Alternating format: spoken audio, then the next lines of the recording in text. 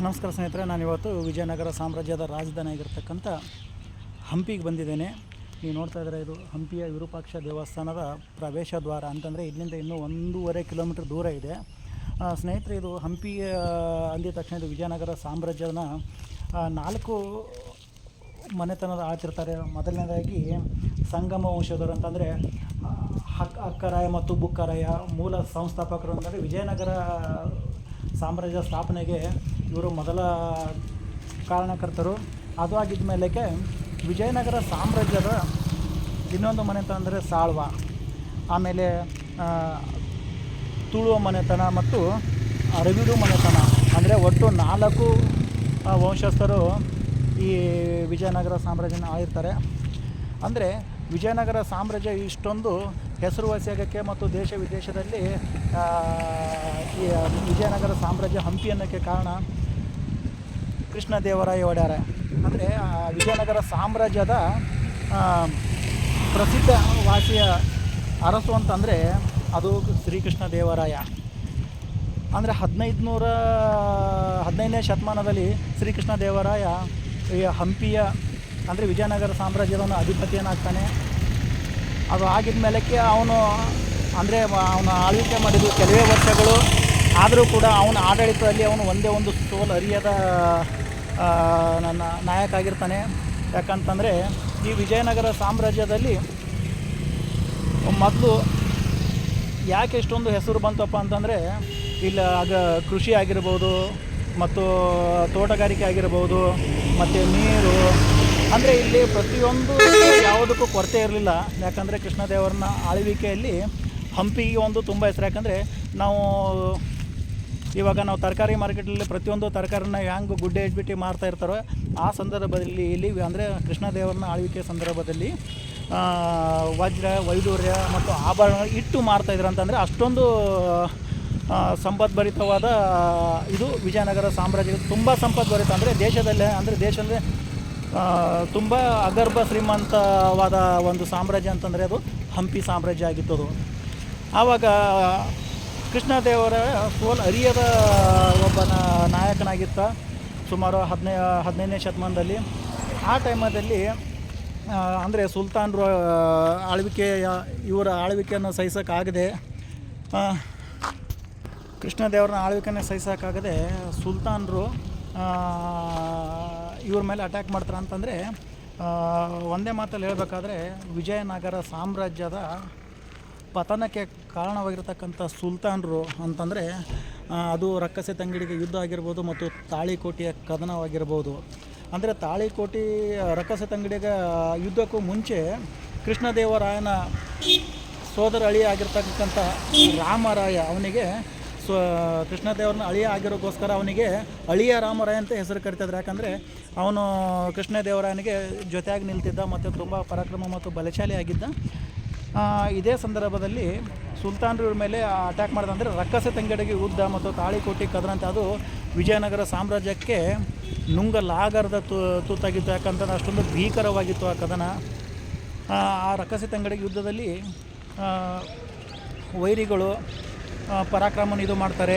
ತುಂಬ ಅಂದರೆ ಇವ್ರ ಹತ್ರ ತುಂಬ ಸೈನ್ಯ ಇದ್ರೂ ಕೂಡ ಅಂದರೆ ರಕ್ಕಸೆ ತಂಗಡಿ ಯುದ್ಧದಲ್ಲಿ ವಿರೋಧಿಗಳ ಕುತಂತ್ರದಿಂದ ಆ ಯುದ್ಧದಲ್ಲಿ ಶ್ರೀಕೃಷ್ಣ ದೇವರಾಯ ಸಾವನ್ನಪ್ಪಿದ್ದಾರೆ ಅಂತ ಹೇಳ್ಬಿಟ್ಟು ಕೆಲವೊಂದು ಇತಿಹಾಸದಲ್ಲಿ ಹೇಳ್ತಾರೆ. ಆದರೆ ಇದುವರೆಗೂ ಅವ್ರ ಬಗ್ಗೆ ಗೊತ್ತಿಲ್ಲ. ಅದು ಆಗಿದ್ದ ಮೇಲಕ್ಕೆ ಕೃಷ್ಣದೇವರಾಯನ ಆಳ್ವಿಕೆಯ ನಂತರ ಅವರ ತಮ್ಮನಾಗಿದ್ದ ಅಚ್ಯುತರಾಯ ಅವನ ಅಧಿಕಾರಕ್ಕೆ ಇರ್ತಾನೆ. ಅದು ಅವನು ಕೆಲವೇ ವರ್ಷಗಳಲ್ಲಿ ಅವರು ನಿಧನರಾಗ್ತಾರೆ.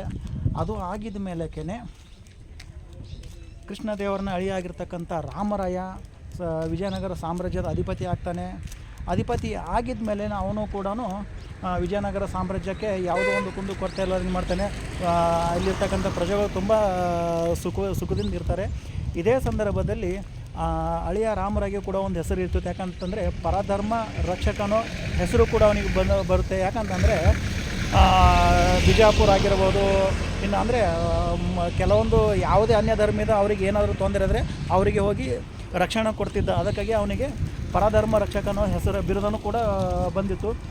ಆ ಸಂದರ್ಭದಲ್ಲಿ ಬೀದರ್ ಕೆಲವೊಂದು ಅಂದರೆ 4 ಸುಲ್ತಾನ್ಗಳಿಗೆ ಅವರಿಗೆ ಇವನು ಬೆಳೆಯೋದನ್ನ ಇಷ್ಟವಾಗಿರಲಿಲ್ಲ. ಯಾಕಂದರೆ ಇವನು ಏಳಿಗೆನ ಕಂಡು ಸಹಿಸೋಕ್ಕಾಗ್ತಿರಲಿಲ್ಲ ಅವರಿಗೆ.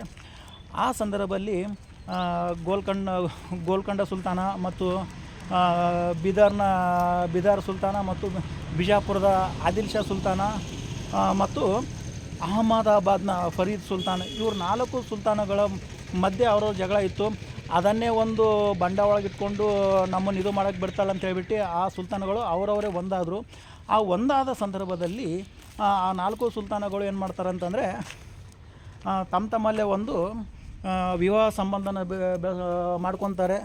ಮಾಡ್ಕೊಂಡ ಮೇಲೆ 4 ಸುಲ್ತಾನಗಳು ಒಂದಾಗ್ತಾರೆ. ಒಂದಾಗಿ ಈ ವಿಜಯನಗರ ಸಾಮ್ರಾಜ್ಯನ ಬೆಳೀತಾ ಇರೋದನ್ನ ಅವ್ರಿಗೆ ಇಷ್ಟ ಆಗ್ತಿರಲ್ಲ. ಆ ಸಂಪತ್ತನ್ನು ಹೆಂಗಾದ್ರೂ ಮಾಡಿ ನಾವು ಲೂಟಿ ಮಾಡ್ಬೇಕಂತ ಹೇಳ್ಬಿಟ್ಟು ಒಂದು ಯೋಚನೆ ಮಾಡಿಬಿಟ್ಟು ಆ ಸಂದರ್ಭದಲ್ಲಿ ವಿಜಯನಗರ ಸಾಮ್ರಾಜ್ಯವನ್ನು ಮೇಲೆ ಆಕ್ರಮಣ ಮಾಡಬೇಕು ಅಂತ ಒಂದು ಯೋಚನೆ ಮಾಡಿ ಕೃಷ್ಣಾ ನದಿ ದಂಡೆಯ ಮೇಲೆ ಬಂದು ವಿಜಯನಗರ ಸಾಮ್ರಾಜ್ಯ ಮತ್ತು 4 ಸುಲ್ತಾನಗಳ ಒಂದು ದಂಡೆ ಏನಿದೆ ಕೃಷ್ಣಾ ನದಿಯ ದಂಡೆ ಮೇಲೆ ಅಲ್ಲೇ ಮುಖಾಮುಖಿಯಾಗಿ ಅಲ್ಲಿ ಯುದ್ಧನ ಮಾಡ್ತಿರ್ತಾರೆ. ಅದೇ ಸಂದರ್ಭದಲ್ಲಿ ಅಳಿಯ ರಾಮರಾಯ ಏನಿರ್ತಾನಲ್ಲ, ಅವನು ತುಂಬ ಪರಾಕ್ರಮ ಮತ್ತು ಬಲಶಾಲಿ. ಆವಾಗ ಅವನು ವಯಸ್ಸು ಬಂದು ಸುಮಾರು ಒಂದು 75ರಿಂದ ಒಂದು 80 ಇದೆ ಅಂತೇಳಿ ಉಲ್ಲೇಖ ಮಾಡಿದ್ದಾರೆ. ಅದು ನಿಖರವಾಗಿ ಯಾರಿಗೂ ಗೊತ್ತಿಲ್ಲ. ಆ ಸಂದರ್ಭದಲ್ಲಿ ಅಳಿಯ ರಾಮರಾಯಗೆ ಪರಧರ್ಮ ರಕ್ಷಕನ ಬಿರುದೇನಿತ್ತು. ಅದೇ ಸಂದರ್ಭದಲ್ಲಿ ಗಿಲಾನಿ ಸಹೋದರರು ಕೂಡ ಇದ್ದರು. ಯಾಕಂದರೆ ಅವರು ಮುಸ್ಲಿಂ ಪಂಗಡದವರಾದರೂ ಕೂಡ ಅವರಿಗೆ ಕೆಲವೊಂದು ಸೇನೆ ತುಕಡಿಯ ನಾಯಕರನ್ನಾಗಿ ಮಾಡಿರ್ತಾನೆ. ಅವನಿಗೆ ಆ ಯುದ್ಧ ಸಂದರ್ಭದಲ್ಲಿ ಸುಮಾರು ಒಂದು 5 ಲಕ್ಷ ಸೈನಿಕರು ಮತ್ತು ಒಟ್ಟು 8ರಿಂದ 10 ಲಕ್ಷ ಜನ ಸೈನಿಕರು ಇದ್ದರು. ಅದೇ ಸಂದರ್ಭದಲ್ಲಿ ಕೃಷ್ಣನ ದಂಡೆಯ ಮೇಲೆ ಇವರು ಯುದ್ಧನ ಪ್ರಾರಂಭ ಮಾಡಿದಾಗ ಯುದ್ಧ ಪ್ರಾರಂಭ ಆದಾಗ ಸಾವು ನೋವಂತೂ ಇದ್ದೇ ಇರುತ್ತೆ. ಅದೇ ಸಂದರ್ಭದಲ್ಲಿ ಇನ್ನೇನು ಅಳಿಯ ರಾಮರಾಯ ಯುದ್ಧನ ಗೆದ್ದ ಅನ್ನೋ ಸಮಯದಲ್ಲಿ ಅವರೊಳಗೆ ಇರ್ತಕ್ಕಂಥ ಅಂದರೆ ಗಿಲಾನಿ ಸಹೋದರರು ಏನು ಇರ್ತಾರಲ್ಲ, ಗಿಲಾನಿ ಸಹೋದರರು ಆ ಯುದ್ಧದ ಸಂದರ್ಭದಲ್ಲಿ ಅವರು ಸುಲ್ತಾನ್ಗಳು, ಯಾಕಂದರೆ ಅವ್ರವ್ರ ಧರ್ಮದವರು ಒಂದಾಗ್ಬಿಟ್ಟು ಅವ್ರ ಧರ್ಮವ್ರು ಏನು ಸೋಲ್ತಾ ಇದ್ದಾರೆ ಅಂತ ಹೇಳ್ಬಿಟ್ಟು ಗಿಲಾನಿ ಸಹೋದರರು ಅಳಿಯ ರಾಮರಾಯ ಅಂದರೆ ವಿಜಯನಗರ ಪರವಾಗಿದ್ದವರು ಆ ಯುದ್ಧದ ಮಧ್ಯದಲ್ಲಿಯೇ ಮತ್ತೆ ಅವರು ಸುಲ್ತಾನ್ಗಳಿಗೆ ಬೆಂಬಲವನ್ನು ಕೊಟ್ಟು ಅವರು ಆವಾಗ ವಿಜಯನಗರ ಸಾಮ್ರಾಜ್ಯದ ಒಂದು ಸೋಲಿಗೆ ಅವರು ಕಾರಣರಾಗ್ತಾರೆ. ವಿಜಯನಗರದ ಸೋಲಿಗೆ ಕಾರಣರಾದಾಗ ಆವಾಗ ಅಳಿಯ ರಾಮರಾಯ ಕೂಡ ಅಲ್ಲೇ ಅಂದರೆ ಅವನಿಗೂ ಕೂಡ ಅಲ್ಲಿ ಕೊಲ್ಲಕ್ಕೆ ಹೇಳ್ತಾರೆ. ಆದರೆ ಅವಾಗ ಅಲ್ಲಿ ಕೂಡ ಅವನು ಹತನಾಗ್ತಾನೆ ಅಳಿಯ ರಾಮರಾಯ. ಅದು ಆಗಿದ್ದ ಮೇಲಕ್ಕೆ 4 ಸುಲ್ತಾನರು ಏನು ಮಾಡ್ತಾರೆ, ಆ ಯುದ್ಧವನ್ನು ಗೆಲ್ತಾರೆ. ಗೆದ್ದ ಮೇಲಕ್ಕೆ ಆವಾಗ ಅವರು ವಿಜಯನಗರ ಸಾಮ್ರಾಜ್ಯದ ಮೇಲೆ ಬಂದು ಇರ್ತಕ್ಕಂಥ ಅಪಾರ ಬೆಳ್ಳಿ ಬಂಗಾರ ವಜ್ರ ವೈಡೂರ್ಯ ಇದನ್ನೆಲ್ಲನೂ ಬಂದು ಲೂಟಿ ಮಾಡ್ಕೊಂಡು ಹೋಗ್ತಾರೆ. ಅದು ಆಗಿದ ಮೇಲೇ ಕೂಡ ಹಂಪಿ ಅನ್ನೋದು ಒಂದು ಸಂಪದ್ಭರಿತವಾದ ರಾಜ್ಯ ಮತ್ತು ಹಲವಾರು